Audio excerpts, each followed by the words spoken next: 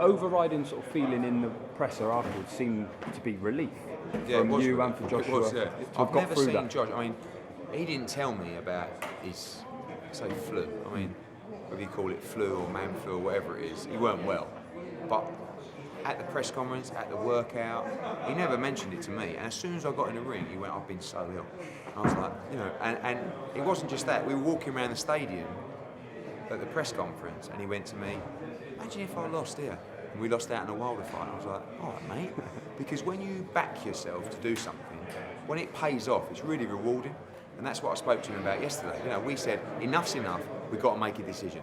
Let's go with povetkin. We never choose povetkin for a voluntary defence, ever. So it's like, blimey, you've got to fight povetkin. And worse than that, not a lot of people know about povetkin. So even if you beat him, will you get the credit? Luckily, people saw how good povetkin was, so you do get the credit. And like I said, it was a feeling of relief because it's like, we've done our bit. We're staying alive in the game, you know, because if you lose at that level, you've lost everything. And you can do that against someone like povetkin. I mean, there isn't many heavyweights that would have beaten povetkin on Saturday. So it was, yeah, you're right, a massive sense of relief to say, we're okay, you know, we've still got the belts and we move forward. I noticed just before the presser started, Joshua leant to you and said, "What do you reckon these lot are going to say?" As in the press.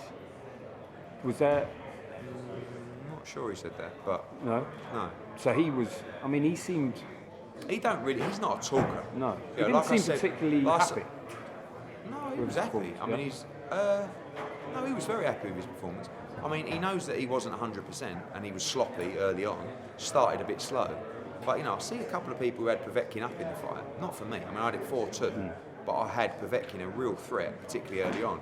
Then I saw a very clever Joshua bust him up to the body, bust his eye up, and just set him up for the right hand. And when he did, he's the best finisher in the division. So I thought it was a great performance, such a great learning fight for him.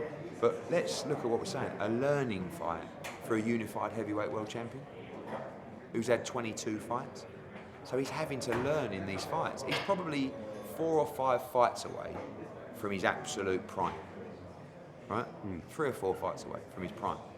So, you know, he's having to fight the very best in the world, having not been the complete finished article. So every time he's in those fights and he wins, you know, it's a big win. You mentioned in the presser that the offer, the $50 million offer, will look like peanuts by the time that Wilder Joshua. Now, does that mean you're going to be offering Wilder anymore? Or yeah, we will do. Yeah, we have to. I mean, we agreed. Has that happened yet? No, we had a deal with Wilder the for $15 million that he accepted. Didn't just say our offer is 15. It was all the points of the offer, which they wrote back and said we accept the offer. Okay. Now they come out and said, oh, they made us a bullshit offer. You accepted the offer in writing. Can't have been that bad. But we then went back, signed a contract, and said, here's all the points that you've agreed, sign the contract. For them to say that we don't want the fight, if they sign that bit of paper, it's legally binding. You can't just then say, haha, only joking, we didn't really mean it. It's an executed contract. So now we've gone back to him and said, you agreed everything that we offered. Now you're not agreeing everything we offered. No problem, we won't hold it against you. But what do you want now?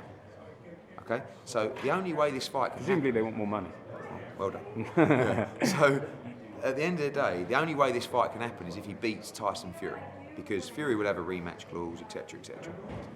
So therefore, we have to make an offer based on him beating Tyson Fury, which will give him a lot more value in this fight. So yes, it will be an improved offer. But we can't wait till December 1 to negotiate, because then it'll be January 1, then it'll be February 1. And I'm not letting anybody disrupt the career of Anthony Joshua. Everything has been absolutely perfect. So beginning of October, I think 5th or the 6th, my old man's got a meeting scheduled with Shelley.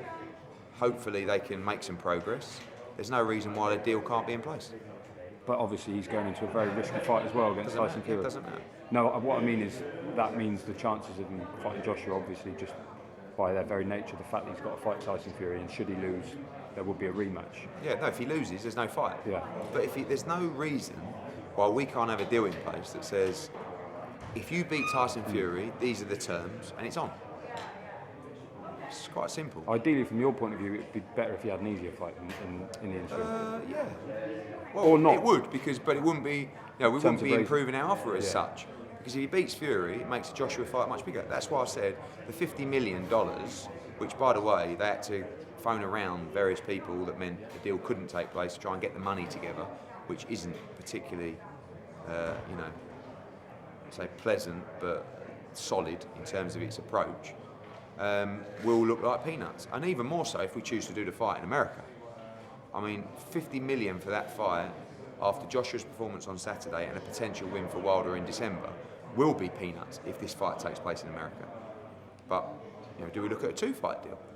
One in April at Wembley, one in Vegas in December. That's something we could look at as well. We were open to suggestions. It just so happened they agreed to a deal that we offered. And now they say it was a terrible deal. But you agreed to it. It's very confusing. But if it's now terrible, even though you agreed to it, tell us what's not terrible and we'll make the fight.